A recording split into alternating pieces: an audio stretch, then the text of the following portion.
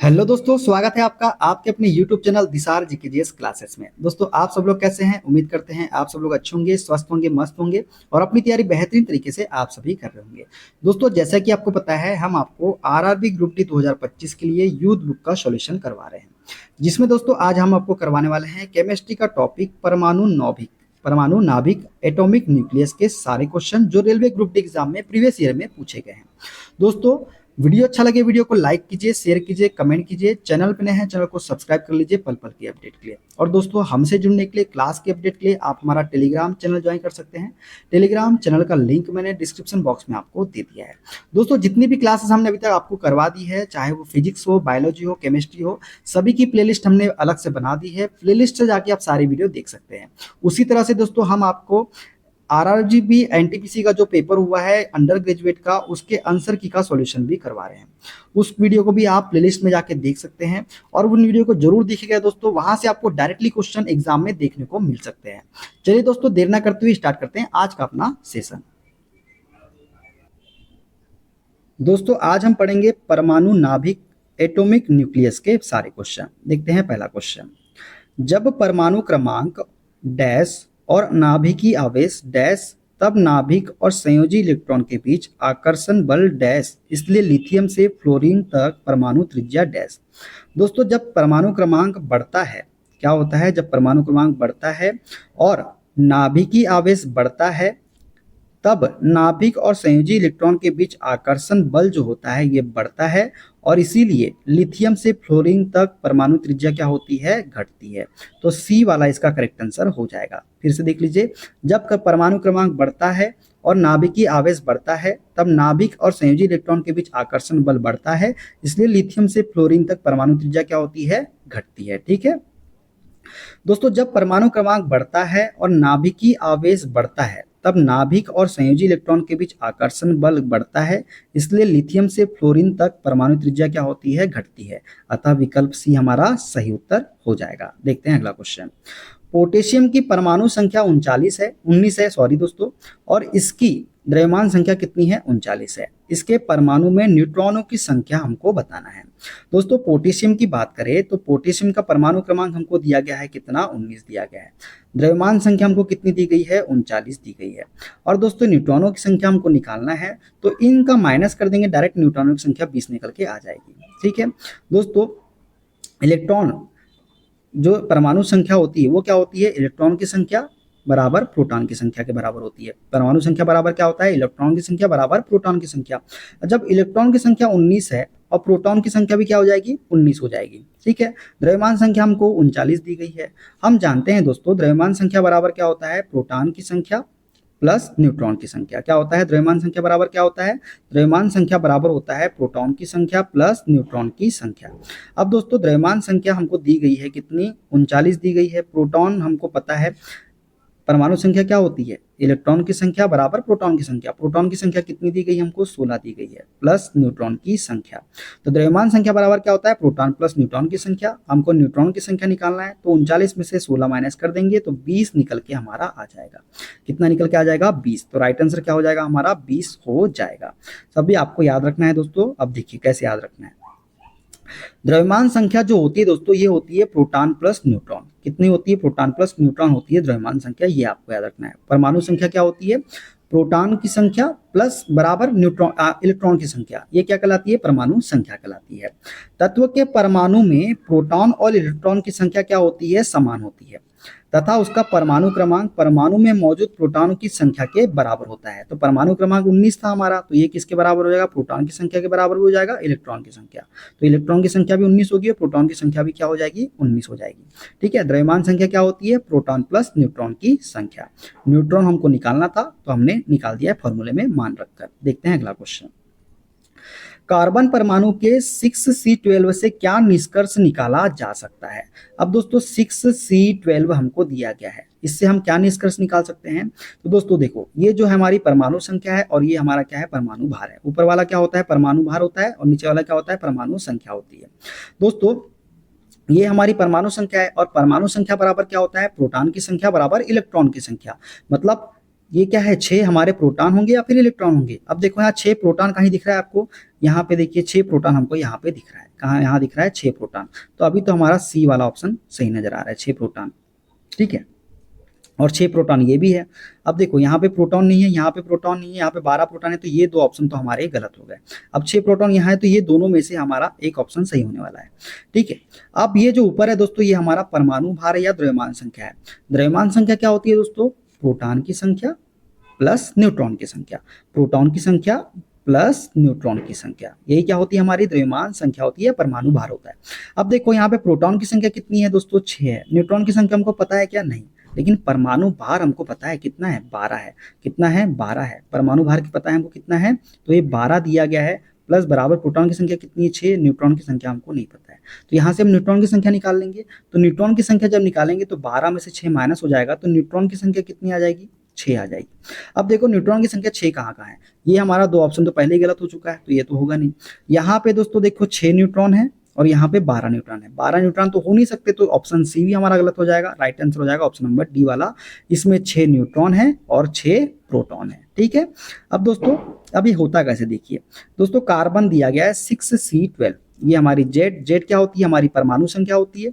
ए क्या होती है, हमारी परमाणु या द्रव्यमान संख्या या फिर परमाणु भार, ठीक है। ए क्या होता है, हमारा परमाणु भार होता है।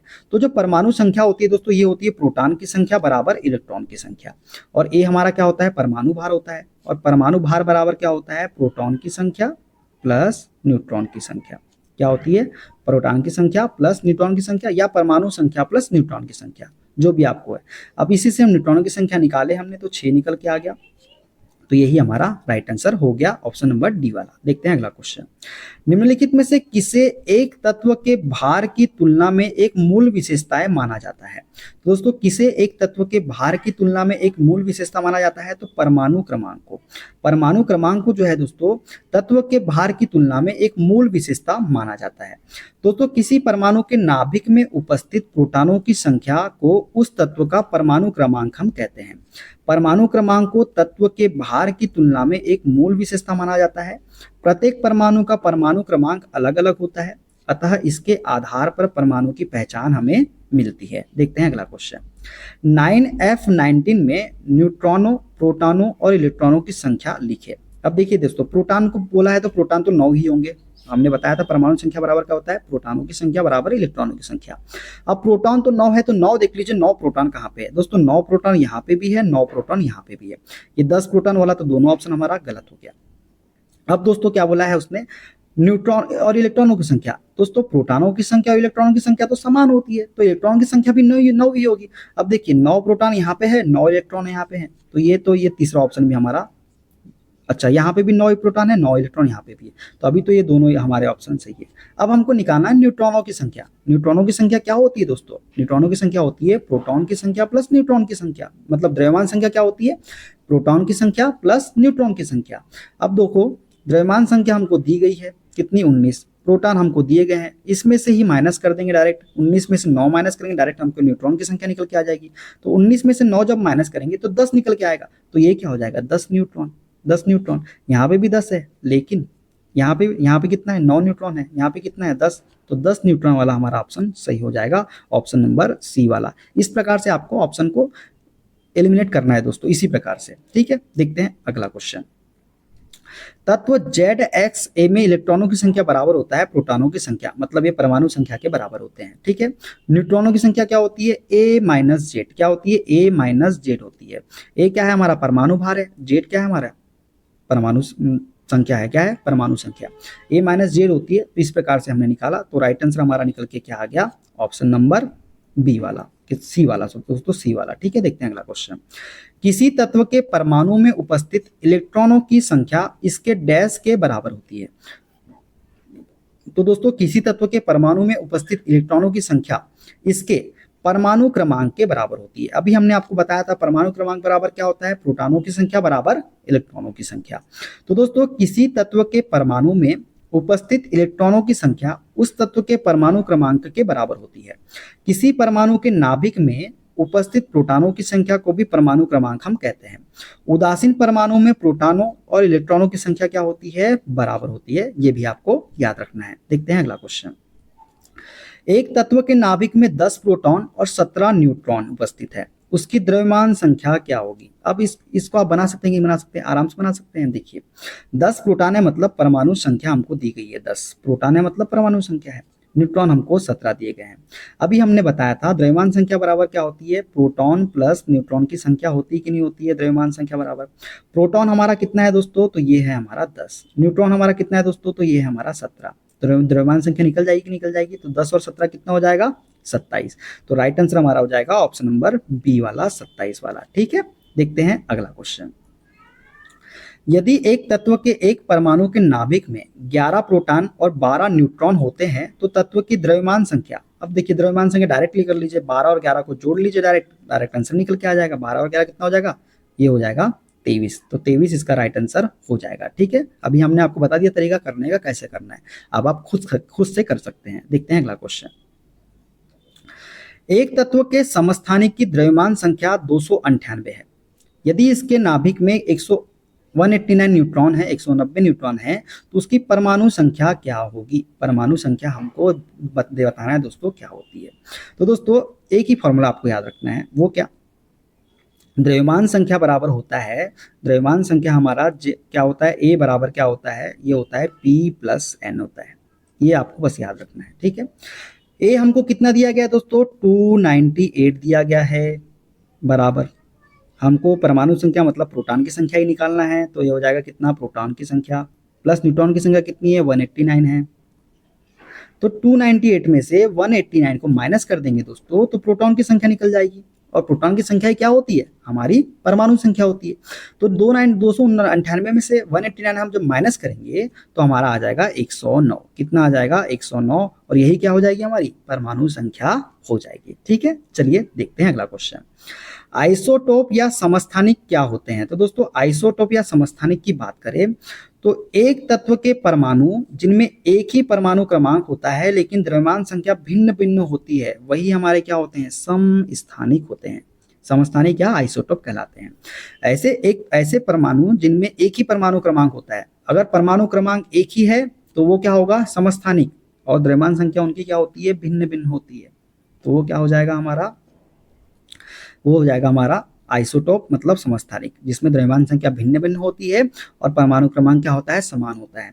अब इसका एक्स्ट्रा फैक्ट देख लेते हैं, हाइड्रोजन की ही बात करेंगे। देखिए एक ही तत्व के परमाणु जिनकी परमाणु संख्या समान होती है परंतु परमाणु द्रव्यमान अलग अलग होता है, उन्हें हम समस्थानिक कहते हैं। इनमें प्रत्येक परमाणु में समान प्रोटॉन होते हैं जबकि न्यूट्रॉनों की संख्या क्या होती है, अलग अलग रहती है। जैसे उदाहरण की बात करें तो हाइड्रोजन के 3 समस्थानिक होते हैं दोस्तों, एक होता है प्रोटियम, एक होता है ड्यूटेरियम और एक होता है टाइट्रियम। देखिए यहाँ पे प्रोटॉन की संख्या देखिए एक है, यहाँ पे भी प्रोटॉन की संख्या एक है, यहाँ पे भी प्रोटॉन की संख्या एक है, लेकिन द्रव्यमान संख्या देखिए यहाँ पे 1 है, यहाँ पे 2 है, यहाँ पे 3 है, और ये क्या है, समस्थानिक ही है। ठीक है, क्लियर हो गया, समझ में आ गया आपको। चलिए आगे बढ़ते हैं। क्लोरीन गैस क्लोरीन के 2 समस्थानिकों का मिश्रण है जिनका अनुपात 3:1 होता है। ये दोनों समस्थानिक निम्न में से कौन से हैं। दोस्तों जो क्लोरीन गैस होती है ये क्लोरीन के 2 समस्थानिकों का मिश्रण होती है जिनका अनुपात कितना होता है, 3:1 होता है, ये आपको याद रखना है। और ये जो दोनों समस्थानिक होते हैं ये होते हैं क्लोरीन 35, क्लोरीन 37। ठीक है, तो ऑप्शन ए इसका करेक्ट आंसर हो जाएगा। क्लोरीन गैस क्लोरीन के 2 समस्थानिकों का मिश्रण है। ये समस्थानिक 17 क्लोरीन 35, 17 Cl 35 37 है, जिनका अनुपात कितना होता है, 3:1 होता है। ठीक है, जिसमें 17 क्लोरीन 35 75% और 17 क्लोरीन 37 25%, तो इनका रेशियो निकालेंगे कितना आ जाएगा, 3:1 आ जाएगा। ठीक है, देखते हैं अगला क्वेश्चन। डैश की रासायनिक विशेषताएं एक समान होती है परंतु परमाणु द्रव्यमान भिन्न भिन्न होता है। तो दोस्तों समस्थानिक जो होते हैं, समस्थानिक आइसोटॉप की बात करें तो इनकी रासायनिक विशेषताएं में एक समान होती है परंतु परमाणु द्रव्यमान क्या होता है, भिन्न भिन्न होता है। दोस्तों जब एक ही तत्व के भिन्न परमाणु जिनकी परमाणु संख्या समान हो लेकिन द्रव्यमान संख्या भिन्न भिन्न हो, वे समस्थानिक परमाणु कहलाते हैं। हाइड्रोजन के 3 समस्थानिक हमने बताया, कौन कौन से, protium 1H1, deuterium 1H2, titanium 1H3। देखिए परमाणु संख्या तो समान है यहाँ पे लेकिन परमाणु द्रव्यमान क्या है, भिन्न भिन्न है। अतः प्रत्येक की परमाणु संख्या समान है लेकिन द्रव्यमान संख्या क्या है, भिन्न है। इनकी परमाणु संख्या समान होने के कारण इनकी रासायनिक विशेषताएं भी एक समान होती है। देखते हैं अगला क्वेश्चन। निम्नलिखित में से कौन सा किसी तत्व के समस्थानिकों का गुण है? दोस्तों समस्थानिक का गुण क्या होता है? परमाणु क्रमांक समान और परमाणु द्रव्यमान भिन्न भिन्न। परमाणु क्रमांक समान और परमाणु द्रव्यमान भिन्न भिन्न। तो देखिए परमाणु क्रमांक समान, बिल्कुल 2 वाला तो आएगा ही आएगा, और परमाणु द्रव्यमान भिन्न भिन्न होते हैं। ठीक है, तो सही गुण कौन कौन सा हो जाएगा? दूसरा वाला हो जाएगा। ये भिन्न भौतिक गुण प्रदर्शित करते हैं, बिल्कुल सही बात है। ये समान रासायनिक गुण प्रदर्शन करते हैं, बिल्कुल अभी हमने क्वेश्चन बताया आपको। तो 2, 3 और 4 हमारा सही हो जाएगा, ऑप्शन नंबर बी वाला। ठीक है, देखते हैं अगला क्वेश्चन। किसी भी तत्व के समस्थानिकों के परमाणु क्रमांक समान होते हैं तथा उनके परमाणु भार भिन्न भिन्न होते हैं तथा वे भिन्न भिन्न भौतिक गुण प्रदर्शित करते हैं तथा समान रासायनिक गुण प्रदर्शित करते हैं। देखिए हाइड्रोजन, प्रोटियम, वही हमने बताया 1s1, 1s2, 1s3 ये सभी। ठीक है, 3 समस्थानिक हाइड्रोजन के होते हैं, ये भी आपको याद रखना है। देखते हैं अगला क्वेश्चन।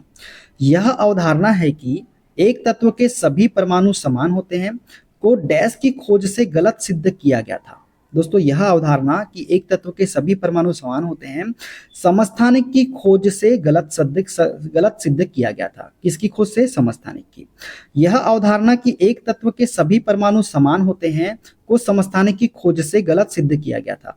समस्थानिक किसी तत्व के वे परमाणु होते हैं जिनकी परमाणु संख्या बराबर होती है परंतु परमाणु द्रव्यमान संख्या क्या होती है? भिन्न भिन्न होती है।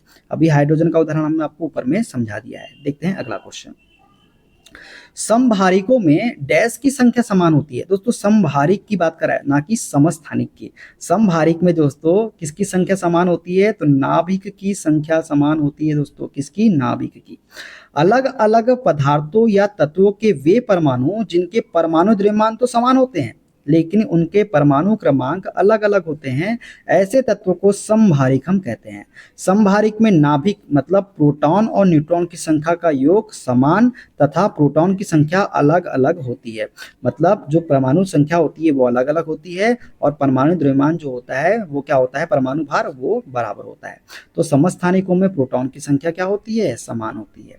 तो दोस्तों ये था आज का सेशन। कैसा लगा कमेंट बॉक्स में जरूर बताइएगा। हो आशा करते हैं हमने आपको बहुत अच्छे से समझा दिया है ये वाला सेशन।